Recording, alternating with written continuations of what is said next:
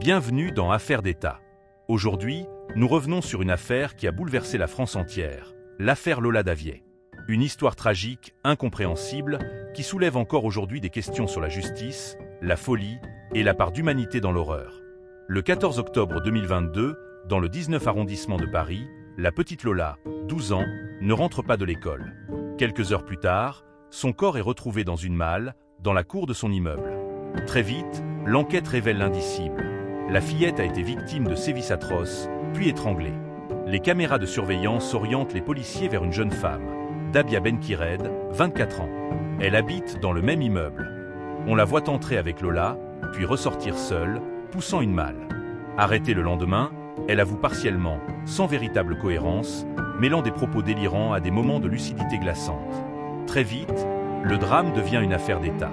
Les médias s'en emparent, les politiques s'en mêlent. L'accusée, en situation irrégulière, devient malgré elle le centre d'un débat national sur l'immigration et la sécurité. Mais au cœur du tumulte, il ne faut pas oublier l'essentiel. Une enfant innocente, disparue dans des circonstances atroces.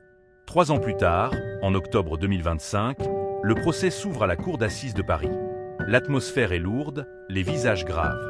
Face aux jurés, Dabia Benkired dit regretter ce qu'elle a fait, mais le mobile reste flou. Était-ce un accès de folie, un geste insensé ou une vengeance personnelle? Aucune explication ne semble pouvoir combler le vide laissé par l'absence de sens. Les experts psychiatres se succèdent à la barre. Certains parlent d'un délire psychotique, d'autres affirment qu'elle était consciente de ses actes. Le frère de Lola, lui, s'exprime avec dignité. Nous ne voulons ni haine ni vengeance, juste la vérité.